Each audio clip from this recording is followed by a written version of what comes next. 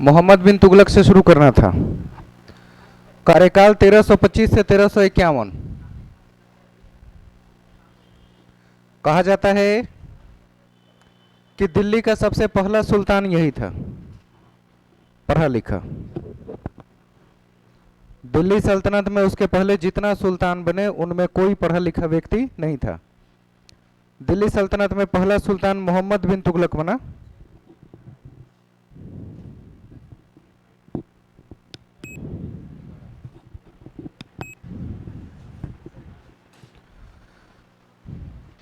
हाँ, ये पहले ऐसे सुल्तान थे जिन्होंने शिक्षा प्राप्त करके, वैधानिक स्वीकृति प्राप्त करके तब जाके यहां आए थे। इन्हीं के बारे में आगे हम जानेंगे। इसकी समस्या क्या थी पता है? समस्या ये थी कि ये पढ़ा लिखा है और इतिहासकार कहते हैं कि इसको पता था कि ये पढ़ा लिखा है। मतलब क्या? ईगो।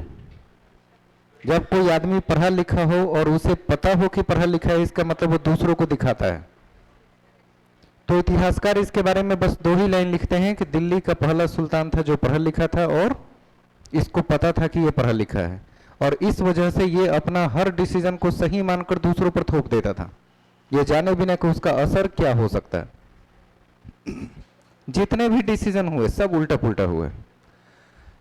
गयासुद्दीन तुगलक की मृत्यु के बाद, मतलब तुगलकी साम्राज्य की स्थापना गयासुद्दीन तुगलक ने किया, उसके मृत्यु के बाद उसके पुत्र जूना खान या जौना खान दोनों लिखा जाता है। मोहम्मद बिन तुगलक का वास्तविक नाम है जूना खान, कहीं कहीं जौना खान भी लिखता है इसके नाम के लिए, और उसी ने जौनपुर नगर की स्थापना की थी। तो जूना मोहम्मद बिन तुगलक के नाम से राज्य आरोहण किया, मतलब राज्य पर कब्जा कर लिया अपने पिता की मृत्यु के बाद। यानी पिता कौन थे? गयासुद्दीन तुगलक। और तुगलकी वंश के संस्थापक कौन थे? गयासुद्दीन तुगलक। फादर ने ही इसकी स्थापना की। राज्य आरोहण के समय उसकी 3 योजना थी और तीनों के तीनों फेल्योर। पहला, दोआब के क्षेत्र में टैक्स को बढ़ा दिया, कर वृद्धि किया। दोआब का मतलब होता है 2 नदियों के बीच की जमीन, उपजाऊ जमीन। 2 माने गिनती का 2, आब यानी पानी होता है या नदी होता है, तो 2 नदियों के बीच के संगम को दोआब कहा जाता है, और वो काफी उपजाऊ भूमि होता था। उसमें 1326-27 में टैक्स की वृद्धि कर दिया, तब जब वहां बाढ़ आया हुआ था। तो डिसीजन क्या हुआ? थू थू। अब कोई भी आदमी कहीं जाने बिना की स्थिति कैसी है, घर बैठे टैक्स बढ़ा देगा कि पहले वहां का जायजा लेगा, आदमी भेजेगा, सब कुछ ठीक है, लोग खुशहाल है, अनाजों की उपज बहुत हो रही है, तब जाके डिसीजन लेना चाहिए। तो घर बैठा एक कागज लिया और कहा दोआब के क्षेत्रों में आज से कर बढ़ा के 50% किया जाता है। और जब वहां कर वसूलने के लिए अधिकारी गए तो देखा कि यहाँ तो बाढ़ आया हुआ है। एक अलग समस्या। इसको कहते हैं तुगलकी डिसीजन। हो रहा है ना आजकल, बीपीएससी के नाम पे, टेट के नाम पे, टीचर्स के नाम पे, ऐसे ही डिसीजन आजकल आ रहे हैं। दूसरा, राजधानी परिवर्तन किया 1326-27 में ही। पहला असफल हो गया तो अंदर से और गुस्सा, क्योंकि लोगों ने खूब गालियां लिख लिख के उसके दरबार में फेंके अंदर, और एकदम चिट्ठा जमा होता था, मुझे लगता है कि बड़ी बड़ी टोकरी में।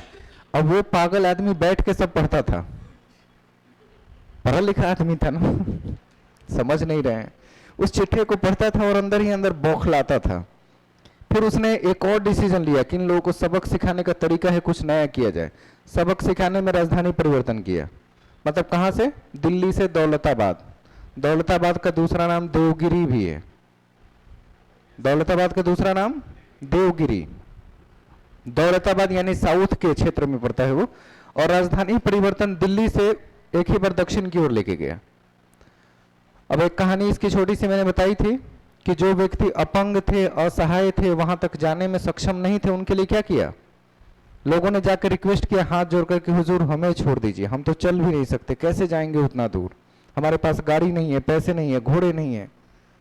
तो फिर क्या किया? बोला कि जितने भी लोग ऐसे अपंग है और जाने में असहाय महसूस करते हैं, कल सुबह हमसे आके मिलिएगा जाने के समय। लोग खुशी खुशी घर गए, खाए पिए, सोए, सुबह उठ के आए। बोला किनको समस्या है? तो मुझे। बोले लेके आओ इसको। तोपची को बोला कि इसको तोप पे लगाओ और उड़ा दो, डायरेक्ट वहीं मिलेगा, हम लोग आ रहे हैं। तो जो आदमी जैसा भी था, अपंग था, चल नहीं सकता, परेशानियां थी, वो बोले नहीं हुजूर चलेंगे हम, घबराने की बात नहीं है, जैसी स्थिति हो हम चलेंगे। पता है कितनी मतलब वो स्थिति, महीनों दिन लगा उन लोगों को पहुंचने में वहां। इतनी खतरनाक स्थिति कि कहीं धूप में रुकने नहीं दिया, खाना खाने की व्यवस्था नहीं, सीधे सुबह से शाम तक चलते चलते। औरतों के हाथ में छोटे छोटे बच्चे थे, वो हाथ में मर गए। ऐसी बुरी स्थिति में लोगों को बर्बाद करके वहां लेके पहुंचा। छोटे छोटे बच्चे जो नवजात थे उनको वैसे ही घसीट के वहां तक ले गया पैदल। मतलब सड़क के दोनों तरफ जिधर से लोग जा रहे थे, हर कुछ देर पर कोई ना कोई लाश मिलती थी, या तो किसी बूढ़े आदमी का, या छोटे बच्चे का, या किसी सामान्य आदमी का। और चील कौवे मतलब उन सड़कों पर मंडराते रहे जब तक इन लोगों का सफर चलता रहा। सोचिए कितने लोग मरे होंगे, अंदाजा ही नहीं। और बच्चे बहुत सारे। कसूरवार कौन? राजधानी परिवर्तन, जबरदस्ती का डिसीजन। और वहां गया, 2 या 3 महीने रुका था, उसके बाद उसको लग रहा है कि नहीं यहां मेरा मन नहीं लग रहा है, चलते हैं दिल्ली। फिर दौलताबाद से दिल्ली पैदल, बाकी लोग, उसमें भी आने में बहुत से लोग मरे। इस डिसीजन का कोई फायदा नहीं, तो इसका नाम रखा गया तुगलकी डिसीजन। तीसरा, सांकेतिक मुद्रा का प्रचलन किया।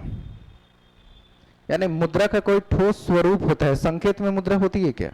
संकेत में तो कोई किसी को बेवकूफ बनाकर वो संकेत देकर और मुद्रा प्राप्त कर सकता है। जैसे कई बार जो घूसखोर पुलिस वाले लोग होते हैं सड़कों पे खड़े हैं और टाई अप करके रखे हैं किसी पान वाले दुकान से, हम नहीं लेंगे, पकड़ा और भेजा, जाओ वहां जाओ। 2-4 लोग चालाक होते हैं, वो जाते हैं, कहते हैं पुलिस वाले ने बोला है 500 रुपये दीजिए। सांकेतिक बातें है ना, वो दूर से ज्यादा क्या कह सकता है? सब लोग पान वाले को दिया, 2-4 आदमी ऐसे चालाक पहुंचे जो बोले कि वो बोला है, उसको 2000 रुपये दिए हैं, बोला है कि खुला नहीं है, जाके वहां से निकालो। बोलना उसको, मेरी ओर इशारा करवा देना, वो दे देगा। तो इशारा करता है, हाँ सर दे दो, दे। ऐसे इशारा किया, ले लो, तो ये कह दे दो। उस चक्कर में उसके 500-1000 रुपये बर्बाद। बाद में पता चला पान वाले को किसी ने बेवकूफ बना दी। सांकेतिक मुद्रा ऐसी ही थी। संकेत में कोई चीज नहीं चाहिए होती है, बल्कि एक ठोस स्वरूप में चाहिए जिससे उसको रूपांतरित किया जा सके। और ये तीसरा यही काम किया, सांकेतिक मुद्रा का प्रचलन 29-30 में, और वो किसी काम का नहीं। तीनों डिसीजन फेल्योर, मतलब फ्रस्ट्रेट हो गया, और गालियां तो भर भर के आ ही रही थी। उसके बाद वो जनता के सामने कभी रूबरू होना नहीं चाहता था, एकदम मतलब साइलेंट वे में चला गया। कहा जाता है कि महल से बाहर ही नहीं निकलता था, कई साल हो गए उसको निकले हुए। कृषि व्यवस्था में सुधार के लिए दीवाने कोही नामक विभाग की स्थापना की। कब? जब उसे पता चला कि यहाँ बहुत ज्यादा फसलों को नुकसान हुआ है, तो उनके लिए एक विभाग की स्थापना की ताकि कृषि से लोगों की मदद की जा सके। अच्छा काम करने का सोचा, लेकिन लोगों को उसके अच्छे काम भी पसंद नहीं आ रहे थे। बर्बाद करके अच्छा करके अब क्या करेगा? पहले बर्बाद नहीं करता, 2-4 पॉइंट अच्छा काम करता तो बहुत खुशी होती। पहले वो बर्बाद करता है, उसके बाद विभाग की स्थापना करता है, कहता है कृषि के लिए मदद की जाए। तो कृषि की मदद के लिए क्या संस्था बनी? दीवाने कोही। कृषि के लिए दिए गए ऋण को सोंधर कहा। जो टैक्स दिया जाता था कृषि के लिए लोगों को, ताकि आप लीजिए खेती कीजिए, आपके अनाज हो जाए तो बेच के वापस कर दीजिएगा, उस टैक्स को क्या कहा गया? सोंधर कहा गया उस समय में। चांदी के स्थान पर कांसे के सिक्के चलवाए। कांसा किस चीज का बना होता है? तांबा और टीन, मिश्र धातु के रूप में ये पूछा भी जाता है एग्जाम में। तो चांदी को हटाकर इसने कांसे के सिक्के चलवाए, एक नया काम और किया। और फिर दक्षिण में हरिहर एवं बुक्का नाम के 2 भाइयों ने जो विद्रोह किया उसको दबाने पहुंचा था। और हरिहर और बुक्का ने 2 अलग अलग साम्राज्य की स्थापना भी कर दी। पहला और दूसरा, बहमनी साम्राज्य की स्थापना बुक्का ने 1347 में किया। 1336 में एक नए साम्राज्य की स्थापना हरिहर ने किया। क्या नाम था उसका? विजयनगर।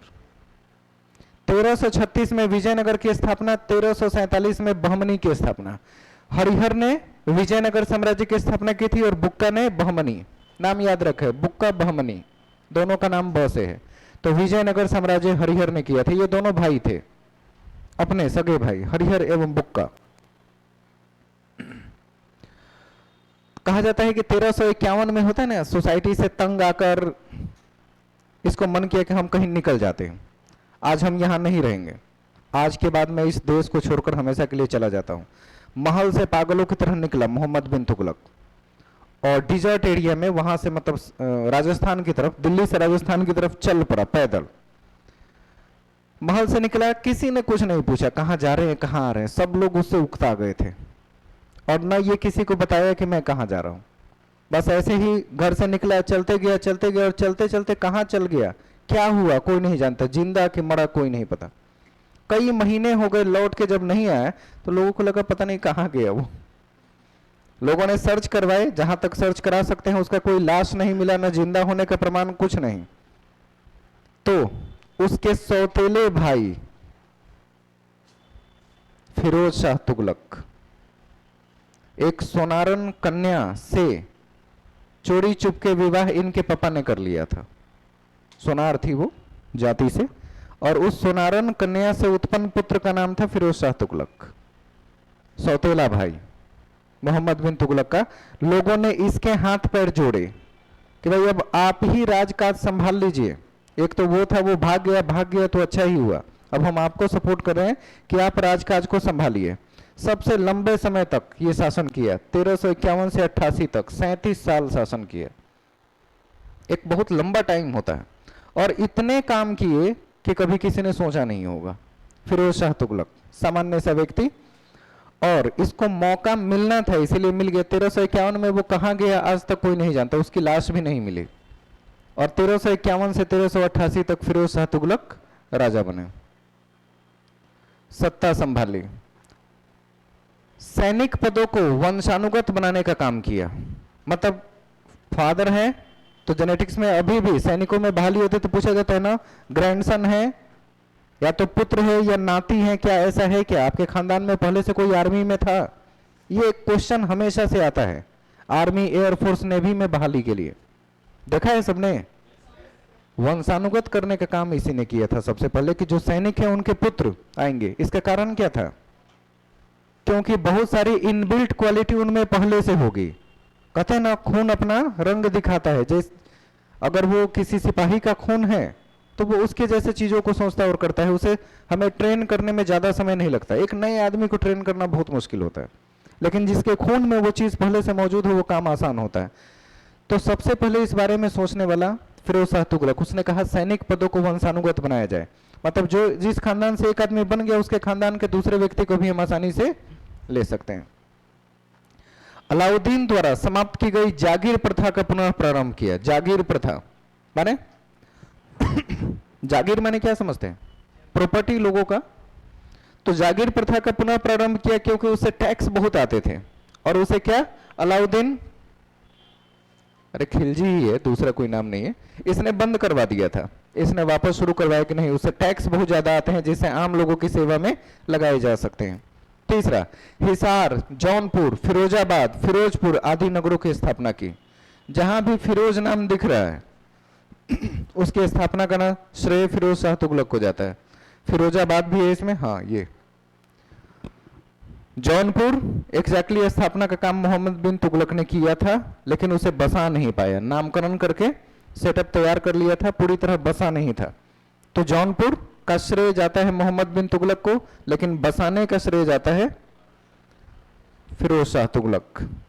मेरठ तथा टोपरा के अशोक के स्तंभ को दिल्ली लेके आया। मेरठ से दिल्ली लाया, टोपरा से दिल्ली लाया, दो अशोक के स्तंभ दिल्ली लाए गए। ये तो सुना था ना, मेरठ और टोपरा। गरीब मुस्लिम कन्याओं के विवाह के लिए दीवाने खैरात नामक विभाग की स्थापना की। खैरात बोलते हैं उसको, यानी लोगों के द्वारा दान दिए गए पैसे को एक जगह कहीं जमा करना और उनका प्रयोग उनके लिए करना जिनका कोई नहीं है। तो उन लड़कियों की अगर कहीं शादी हो रही है तो उस शादी में जो थोड़ा बहुत खर्चा है वो दीवाने खैरात से अदा की जाती थी, और उनकी शादियों में ये लगाए जाते हैं। जो टैक्स की प्रणाली थी उसको अस्थायित्व देने का काम किया, मतलब टैक्स रेगुलर रहेंगे, टैक्स को फिक्स करने का काम। ऐसा नहीं कि इनकम ज्यादा हुआ तो टैक्स ज्यादा, इनकम कम टैक्स कम, ऐसा नहीं किया उसने। एक फिक्स कर दिया कि हमेशा इतना देना है।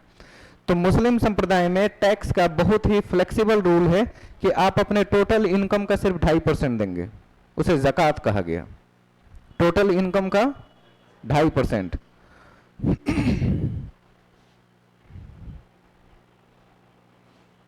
और उस ज़कात के निकालने के अपने अपने तरीके हैं। 4 प्रकार के टैक्स का आरोपण उसने किया था। एक खराज, ज़कात, खम्स और जजिया। वो खम्स है, खमर हो गया है, उसको खम्स कहा जाता है। खराज, ज़कात, खम्स और जजिया, 4 तरह के टैक्स का इसने पालन किया। ये चारों नाम एग्जाम में दिखते हैं। कुछ नया नहीं ना लग रहा है, इतिहास सुना हुआ जैसा लग रहा है ना। ये प्रमुख काम जो उसने किया, जिसके लिए प्रचलित हुआ बाद में, वही है नहरों, कुओं और तालाबों का बहुत निर्माण करवाया। कहा जाता है कि नहरों को पूरे हिंदुस्तान में जाल की तरह बिछा दिया।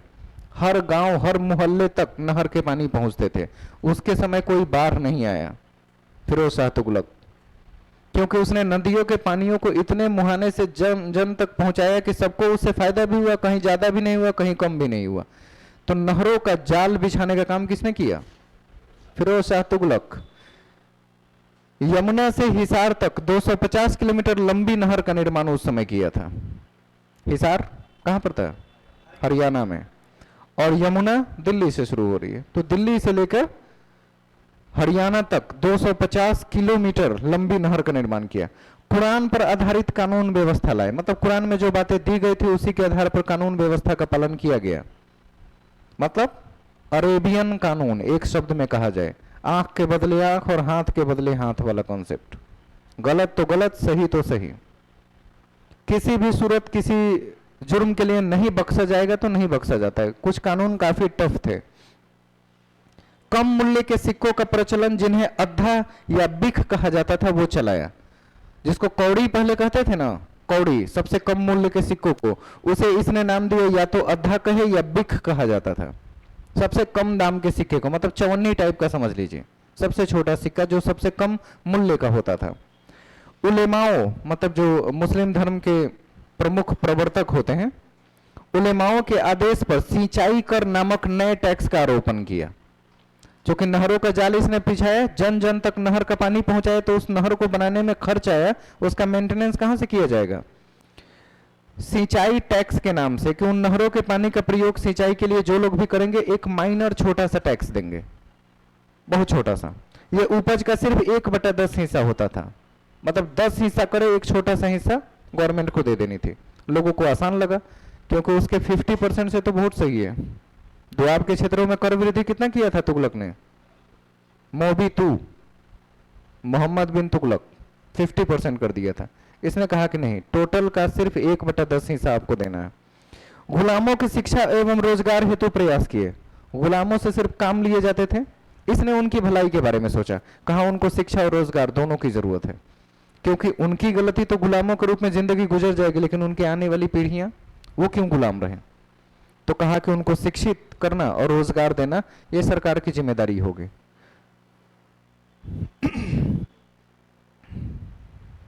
दिल्ली सल्तनत। अच्छा, इतिहास समझ में आ रहा है? मुझे तो नहीं लग रहा है, लग रहा है कि एकदम लोग, होता नहीं ऐसे, कुछ हो रहा है शायद, नहीं समझ में आ रहा है इतिहास। कथा कहानी जैसा बता रहे हैं, अब इससे ज्यादा आसान क्या कर सकते हैं। घटनाएं आपको याद रह जाएंगी, भले डेट याद ना रहे, लेकिन यह पता होगा कि यह काम किसने किया था। दिल्ली सल्तनत के प्रमुख वंश कौन कौन से रहे, इसका कालक्रम एग्जाम में आता है। 4-5 नाम दे देगा, कहेगा इसे क्रम से सजाइए, कौन पहले बना कौन बाद में। बहुत सिंपल सा लॉजिक है। कुतुबुद्दीन ऐबक 1206 से 10 तक रहा। 1206 में गोरी की मृत्यु हो गई और कुतुबुद्दीन ऐबक ने स्वतंत्र शासक घोषित कर दिया अपने आप को, और गुलाम वंश की स्थापना यानी दिल्ली सल्तनत की स्थापना शुरू हो गई। तो 1206 से 10 के बीच कुतुबुद्दीन ऐबक राजा रहा। 1210 में इसकी मृत्यु हो गई चौगान खेलते हुए। पोलो जानते हैं ना, पोलो, घोड़े पर बैठकर एक हॉकी लेकर उसी से मार मार के घोड़ा दौड़ा के खेलते हैं, चौगान उसको बोला जाता है हिंदी में, और अंग्रेजी में पोलो कहा जाता है। उस कंपनी की टी शर्ट वगैरह भी आती है, टी शर्ट पैंट पोलो के नाम से। तो कुतुबुद्दीन ऐबक पोलो खेलते हुए घोड़ा पर से गिरा, सर में बहुत तेज चोट आई। उस समय इतने बड़े लेवल पे इलाज नहीं था, इंटरनल ब्लीडिंग हो रही थी सर के अंदर, जिसका ऑपरेशन संभव नहीं हुआ और वो 1 हफ्ते के अंदर मर गया। तो इसलिए चौगान हेलमेट पहन के खेलना चाहिए। आज के डेट में लोग हेलमेट पहन के खेलते हैं और ये हेलमेट नहीं पहना था। उस समय का लोकल हीरो आराम शाह। उसके बाद थोड़ा सा मतलब कहते हैं ना, सेशन के बीच में एक आदमी बीच में आया, उसको राजा बना और गायब कर दिया, उसका नाम था आराम शाह। बस 10 से 11 तक शासन किया और उसके बाद आराम करने चले गए। इनका नाम क्या था? 1 साल के लिए आए थे। इल्तुतमिश, मैंने कहा था ना आराम शाह को खत्म करके, चूंकि वो उसका दामाद था। इल्तुतमिश आ गया। मैं इल्तुतमिश 12 से 11 से 36 तक शासन किया, लंबा टाइम रहा। इल्तुतमिश के बाद जो इसका मरने के बाद 36 में रुकनुद्दीन फिरोज, जो कि रजिया सुल्तान का भाई था, अल्पवयस्क भाई, छोटा भाई, 1236 में इसको जबरदस्ती राजा बना दिया। वहां के अमीरों ने मिलकर राजा बना दिया, लेकिन फाइनली रजिया ने उस पर कब्जा कर लिया। उसके बाद रजिया बेगम 1236 से 40 तक रही और 1240 में बहराम शाह 2 साल के लिए आए। इसकी मृत्यु के बाद क्या नाम था? बहराम शाह। ये नाम ही याद रखना बहुत मुश्किल होगा। बहराम शाह 42 तक रहा और उसके बाद अलाउद्दीन मसूद शाह 1242 से 1246 तक शासन किया। इतना नाम शायद नहीं है सुनने को मिलता होगा, एकदम एक के बाद एक। नसीरुद्दीन महमूद 1246 से 66 तक राजा रहा और ये दामाद थे बलबन के। 1266 में बलबन ने अपने दामाद को बंदी बना लिया, बेटी को भी बंदी बना लिया, एक रूम में कैद कर दिया और उनको पाई पाई के लिए तरसाया, थोड़े थोड़े खाने के लिए। कुछ दिन में दोनों मर गए, कुछ ही सालों में। बलबन, खिलजी काहे को लिखा है, बलबन 1266 से 1286 तक उसके बाद शासन किया। तो बलबन के बारे में पिछले क्लास में तो हमने पढ़ा। ये सब लोग एक के बाद एक सिस्टम में आ गए। इसके बाद खिलजी वंश के बारे में थोड़ा सा देखते हैं। खिलजी वंश की स्थापना जलालुद्दीन खिलजी ने किया था। 1290 से 96 तक ये राजा रहे और उसके बाद अलाउद्दीन खिलजी 1296 से 1316 तक रहा और फिर कुतुबुद्दीन मुबारक 1316 से 1320, 4 साल के लिए। और 1320 में किसी और वंश ने कब्जा कर लिया, उसका नाम तुगलक वंश। गियासुद्दीन तुगलक इसके हेड संस्थापक थे। 1320 से 1325 मात्र 5 साल राजा रहे और मोहम्मद बिन तुगलक को इसके बाद गद्दी मिली, जो 25 से लेकर 51 तक रहा। और फिर फिरोज शाह तुगलक 1351 से 1388 तक और उसके बाद अन्य शासक जो तुगलक वंश में हुए 88 से 1412 आते आते सब खत्म, यानी तुगलक वंश ही उसके बाद समाप्त हो गया। इसके बाद थोड़ा सा नाम आता है सैयद वंश का, जिसके बारे में कोई विशेष कहानी नहीं है। मैंने इस वंश के बारे में पढ़ना ही नहीं चाहिए था, बड़ी समस्यात्मक वंश रहा उस समय का। खिज्र खान 1414 से 1421 तक राजा रहे। खिज्र खान ने ही सैयद वंश की स्थापना की। ऐसा नाम अक्सर एग्जाम में पूछा जाता है, सैयद वंश की स्थापना किसने किया? मुबारक शाह उसके बाद बने, 21 से लेकर 34 तक रहे। फिर मोहम्मद शाह 1434 से 1445 और फिर अलाउद्दीन आलम शाह 45 से 50 तक रहे। इन दोनों की कहानी सबसे खतरनाक है, खिज्र खां और मुबारक शाह। खिज्र खां के बेटे का नाम था मुबारक शाह। कहा जाता है कि एक बार राजस्थान के किसी क्षेत्र में हमला करने के बाद वहां कोई राजा था, बंदा बहादुर या पता नहीं क्या नाम था, बाज बहादुर, बंदा बहादुर नाम था। उसकी पत्नी का नाम कमला देवी था, जो उस समय के सबसे सुरीली आवाज में गाने वाली विश्व सुंदरी थी। गाती भी बहुत अच्छा थी और दिखने में इतनी सुंदर कि कहा जाता है कि उस समय पूरे हिंदुस्तान में उसको विश्व लोग मान लेते थे। उस समय विश्व में उससे सुंदर शायद कोई और ना हो, मतलब कोई अगर एक बार देखे तो देखते रह जाए, वैसी सुंदरता। खिज्र खां गए, युद्ध किया और गलती से उस पर नजर पड़ गई। पहले सिर्फ सुना था कि हाँ वहां एक महिला है जो बहुत खूबसूरत है। भाई उसके हस्बैंड से लड़ाई हुई, उसको मार दिया, खत्म कर दिया और उसकी लेडी पर नजर पड़ी। अब उसको जो देखा सब युद्ध वगैरह सब भूल गया। उसके बाद क्या कर रहे उसको खुद पता नहीं। शादी का प्रस्ताव तक दे दिया युद्ध के बाद कि आप हमसे शादी कर लीजिए। अब ये तो ठीक है कि खिज्र खान ने ये काम किया, उसके साथ उसका बेटा भी युद्ध में गया हुआ था, उसने उसकी बेटी को देख लिया। अब ये एक अलग समस्या, वो मम्मी से शादी करना चाहते थे, ये बेटी से शादी करना चाहता था, एक साथ दोनों कैसे संभव होगा?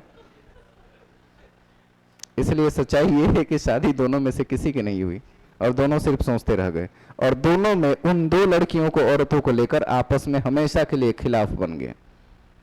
और उसके बाद खिजर खान की मृत्यु हुई नहीं, इसे मार दिया गया 21 में, ताकि ये उसकी मम्मी से शादी न कर पाए, हम बेटी से विवाह कर ले। अपने पिता की हत्या एक अलग तरीके से करवाया। तो ये दो नाम पढ़ने के बाद ऐसा ही लगता है इसको पढ़ना नहीं चाहिए था। बाप बेटा दोनों, क्या कह सकते हैं इसको?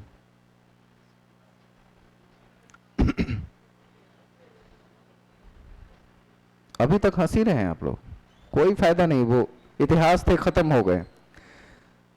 वाकई कुछ लोग ऐसे होते हैं, कुछ लोगों की सुंदरता ऐसी होती है कि जिसके लिए दुनिया में ऐसा लगे कि काश ऐसा हो जाए कि ये अपना हो, तो इसके लिए पूरी दुनिया छोड़ दे। वही दोनों को लगा था। राजकाज सब कुछ, पाठ वगैरह सब बोलते, सब तुम्हारे नाम कर देंगे, बस बोलो एक बार की शादी करनी है। ऐसा हुआ है जिंदगी में कभी? मतलब कमला देवी को दोबारा जन्म लेना पड़ेगा। लोधी वंश की इसके बाद स्थापना हो जाती है। ये लोधी वंश कहां के थे? अफगानी। अफगानी माना जाता है कि भारत में टिड्डों की तरह प्रवेश किया। टिड्डा मतलब समझते हैं, जिसकी संख्या हजारों में एक साथ चलते हैं ना, टिड्डा कहा जाता है उसे। इतनी बड़ी संख्या में भारत में प्रवेश किए कि जिस क्षेत्र में हमला किया जीतते चले गए, और कहां पहुंच गए? दिल्ली। लोधी वंश, बहलोल लोधी, याद, नाम याद रहेगा? हम लोगों को टीचर उस समय बता रहे थे कि बहलोल याद ना रहे तो बकलोल याद रखना। बकलोल लोधी। लोधी वंश की स्थापना बहलोल लोधी ने किया। 1451 से 1489 तक लंबे समय तक शासन किया। काफी अच्छा शासन भी रहा। लेकिन इसके बाद आए सिकंदर लोधी, जिसने जीर्णोद्धार किया दिल्ली का, मतलब दिल्ली को और फैलाने का काम किया, विस्तारित किया। 1517 तक ये राजा रहे। और इब्राहिम लोधी अंतिम शासक हुए 1517 से 1526, और 26 में आ गया बाबर। 26 में कौन पहुंचा? बाबर। ये भी अफगानी, और ये पहले से अफगानी। ज्यादातर अफगान से ही लोग इंडिया में प्रवेश किए थे। दोनों अफगानियों के बीच युद्ध हुआ, इब्राहिम लोधी और बाबर के बीच। 1526 पानीपत का प्रथम युद्ध, उसके नाम से जाना गया। और 1526 में ऐसा माना जाता है कि युद्ध में पहली बार तोप का प्रयोग किया गया था, तोप और गोले का, जो बाबर अपने साथ लेके आया था। और उसके तोपची का नाम क्या था? इरशाद अली और मुस्तफा, दो तोपची लेके आए थे। और उन तोपचियों ने इब्राहिम लोधी की सेना पर और उसकी गज सेना पर इतने बम बरसाए कि तहस नहस करके रख दिया। उसके बाद ये भी एक नया नाम आता है कि उसी समय बाबर ने सबसे पहली बार जिहाद शब्द का प्रयोग किया था। जिहाद सुना है? अगर गलती से मार्केट में बोल भी दिए किसी को ना, तो पुलिस को फोन चला जाता है। ऐसा है क्या जिहाद शब्द में? जिहाद का मतलब होता है संघर्ष। आप भी तो वही कर रहे हैं, आप भी जिहाद कर रहे हैं नौकरी के लिए। जिहादी कहीं के। अगर 2-4 बार और ये नाम सुन ले, आवाज बाहर तक चला जाए, तो कहेंगे सर आज जिहाद की शिक्षा दे रहे हैं बच्चों को, माइंड वॉश कर रहे हैं। बंदूक पकड़ाएंगे अगले दिन और कहेंगे जाओ जिहाद करो। बंदूक पकड़ने को जिहाद नहीं कहा जाता है, उसको सन की, पागलपन या मानसिक अस्थिरता का नाम देना चाहिए। जिहाद शब्द बहुत ही पॉजिटिव शब्द है। हर वो आदमी जो सुबह से शाम तक अपने परिवार के लिए 2 वक्त की रोटी कमा के लाने के लिए दिन रात मेहनत करता है, वो उसका जिहाद है। रिक्शा चलाने वाला, ठेला चलाने वाला, गाड़ी चलाने वाला, आप स्टूडेंट्स, टीचर्स, जो सब कोई अपने क्षेत्र में मेहनत कर रहा है, परिश्रम कर रहा है, संघर्ष कर रहा है कि मैं अपने आप को बेहतर बना सकूं, वो सब शब्द को जिहाद कहा जाता है। लेकिन जिहाद का अर्थ यहाँ क्या है? दूसरों को मारना जिहाद है। ये शब्द ही गलत है। वहां मारने जैसा शब्द का प्रयोग नहीं है। वहां लोग अपने लिए सोचते हैं, अपने परिवार के बारे में सोचते हैं और उसके लिए मेहनत करते हैं, उसको जिहाद कहा जाता है। और जिहाद इसलिए लोगों को नेगेटिव लगने लगा कि एक तो शब्द यहाँ का नहीं है, और दूसरा जब कोई आतंकवादी बंदूक लेके खड़ा है तो वो क्या कहता है? हम जिहाद पे आए थे। एक तो आतंकवादी जो बनता है उसमें 99.9% लोग अनपढ़, गंवार और जाहिल होता है, जिसका ब्रेन वॉश बहुत आसानी से किया जा सकता है। और वो उसके कहे गए शब्द को पढ़े लिखे लोग सही मान लेते हैं कि वो सही कर रहे हैं। ये कितनी बड़ी बेवकूफी है। पढ़े लिखे लोगों को अनपढ़ लोगों की बातें कब से समझ में आने लगे? जाहिलों की, जो कुछ भी कहे और हमें लगता है कि वो सही कह रहा है। तो हमारे यहाँ समाज में कुछ उथल पुथल है इस मैटर को लेकर, जो धीरे धीरे वक्त के साथ दूर होगा, इतनी आसान नहीं है। तो इब्राहिम लोदी के समय पहली बार जिहाद की संज्ञा किसने दी? संज्ञा मतलब जिहाद नाम बाबर ने दिया, और कहा सैनिकों को कि या तो यही मर जाना है या यही बस जाना है, लौटने का कोई ऑप्शन नहीं है। या तो मर जाओ या यहां टिक जाओ, दिल्ली तुम्हारा, यहां से वापस जाने का कोई ऑप्शन नहीं है। और कहा जाता है कि बाबर ने ही युद्ध शुरू होते वक्त बीच में कुछ देर का होता है ना गैप लेना, ताकि थोड़ी देर आराम किया जा सके, दोपहर के समय 1-2 घंटे का गैप लिया। उस गैप में उन्होंने कहा कि नमाज अदा की, नमाज अदा करने के बाद सैनिकों को संबोधित करके कहा कि मैंने अल्लाह से दुआ किया है और उधर से मुझे एक ऐसा आध्यात्मिक आवाज आई है कि जीत तुम्हारी है चाहे जैसे हो। सैनिकों में जोश भरने के लिए उन्होंने ये शब्द कहा, और सैनिकों को लगा कि जब ये कह रहे हैं कि जीत जाएंगे मतलब हम जीत जाएंगे। तो मनोबल नीचे होने की आवश्यकता, एकदम जी जान लगा के लोगों ने लड़ा, और अपने से दोगुनी सेना, इब्राहिम लोदी के पास इससे दोगुनी सेना थी, और उसको पराजित किया, और अंत में इब्राहिम लोदी का सर धड़ से अलग कर दिया। कहानी खत्म। सल्तनत कालीन प्रशासन कैसे थे दिल्ली के समय की? केंद्रीयकृत, सब कुछ दिल्ली से डिसाइड होता था, सेंट्रलाइज पॉलिसी कहा जाता है इसको। आज के डेट में हमारी जो व्यवस्था है विकेंद्रीकृत है, शासन राष्ट्रपति से लेकर पंचायत के बीच बटा हुआ है, तो इसको विकेंद्रीकृत प्रणाली कहते हैं। अगर पूरा का पूरा पावर दिल्ली में सीज रहता तो क्या बन जाता?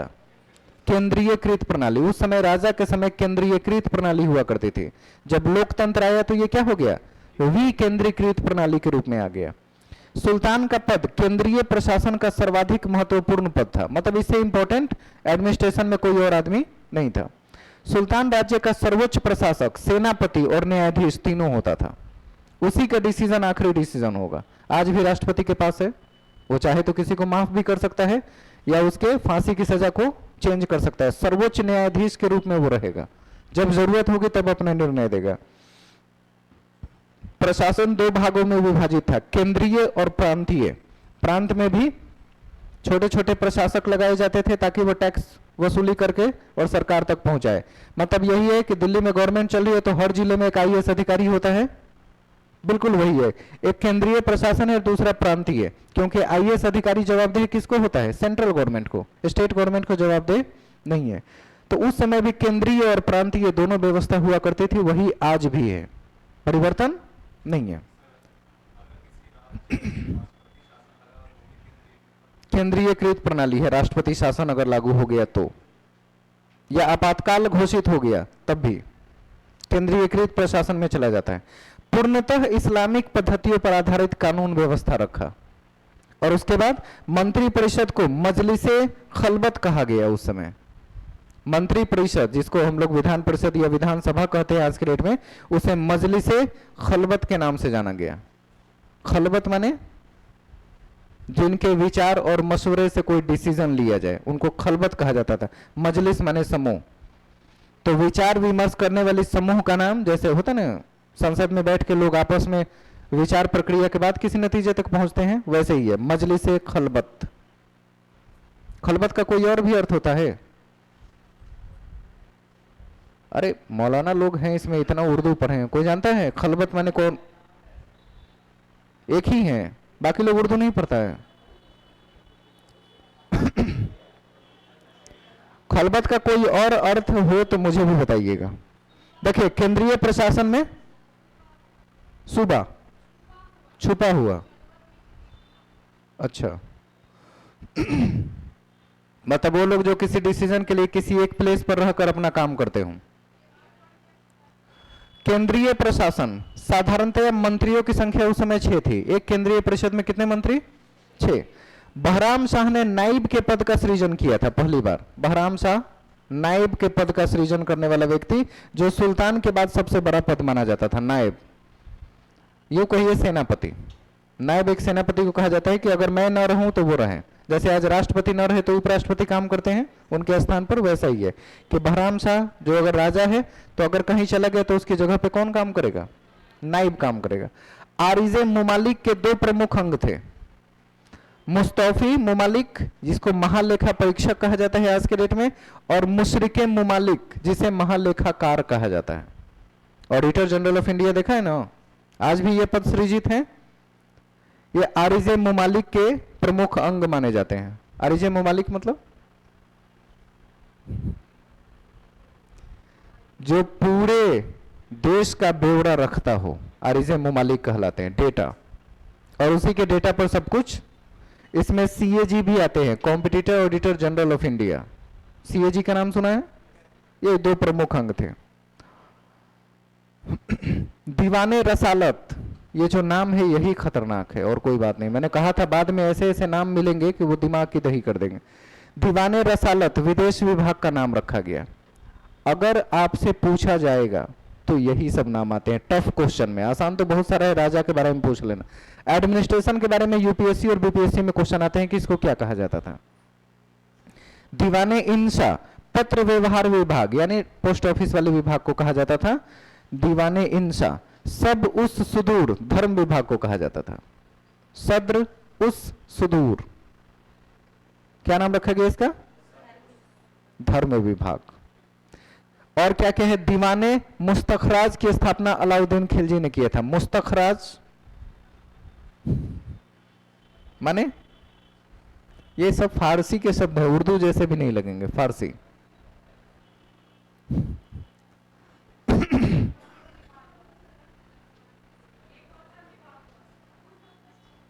वही तो पूछ रहे हैं। मुस्तखराज टैक्स को वसूलने वाले विभाग को कहा जाता था, जिसके डेट में आज के डेट में क्या कहते हैं? Income tax department. वही दीवाने मुस्तखराज के नाम से जाना गया। बलबन द्वारा आरिजे मुमालिक, अभी आपने देखा आरिजे मुमालिक की स्थापना।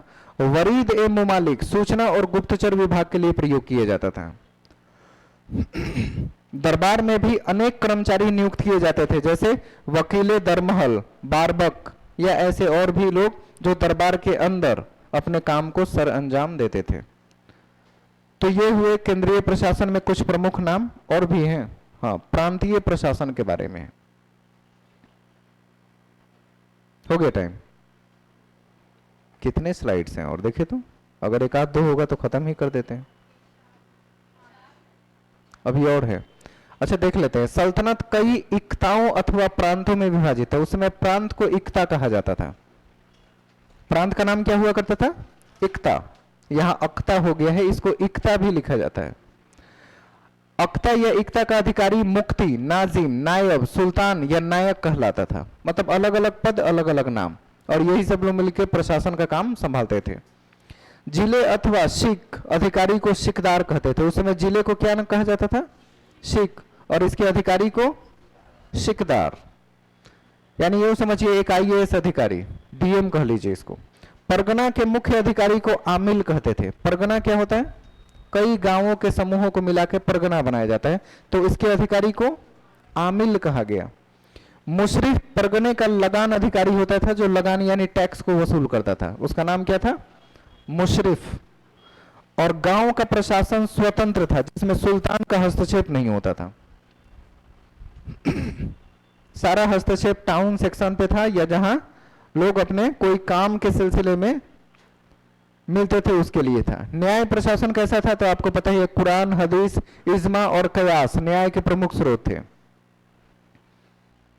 इज्मा और कयास क्या है? ये यहाँ के नहीं थे, दोनों तुर्की के थे, जो न्याय प्रणाली को लेकर भारत आए थे, तुर्की के अमीर।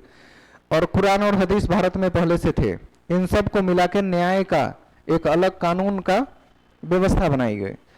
कानून की व्यवस्था करने वाले को मुजतहिद कहा गया। जो कानून की व्यवस्था बनाए रखता था उसे क्या कहा गया? मुजतहिद।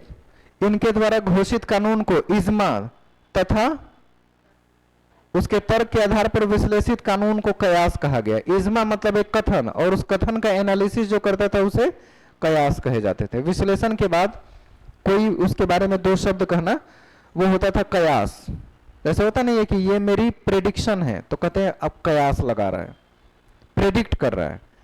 तो किसी कथन पे जो हम कयास लगाते हैं वो हमेशा सही या गलत दोनों में होने की संभावना रहती है। तो अगर इज्मा कानून को किसी ने तर्क के आधार पर दिया, तो उसको विश्लेषित करके उसके बारे में कहना कि इसके क्या फायदे और क्या नुकसान हो सकते हैं, उसे कयास कहते हैं। और आज भी बहुत से लोग कयास लगाते रहते हैं। कयास लगाना समझ रहे हैं? प्रेडिक्ट करना। अमीर दाद अपराधियों को गिरफ्तार करने का काम करता था।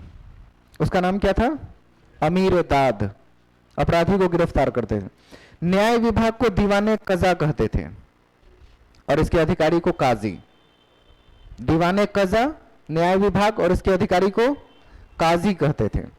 किसी भी मामले में सुल्तान का निर्णय अंतिम निर्णय होता था। जैसे आज राष्ट्रपति के हाथ में है कि अगर वो चाहे तो किसी की फांसी की सजा को भी माफ कर सकता है, तो ये अंतिम चीज इनके हाथ में रह जाएंगे। चलिए ठीक है, अभी ऐसा नहीं है कि खत्म है, इसमें 3-4 पार्ट है, इसके आगे और भी चीजें मिलेंगे। इसमें टैक्स प्रणाली के बारे में आगे जानेंगे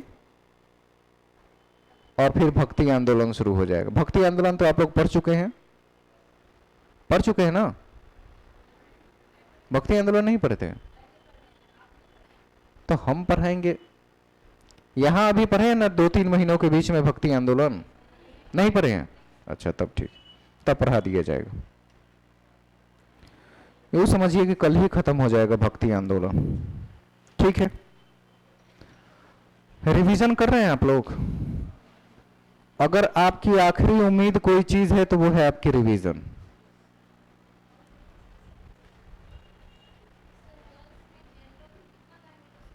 पचास नंबर ला दीजिए बस।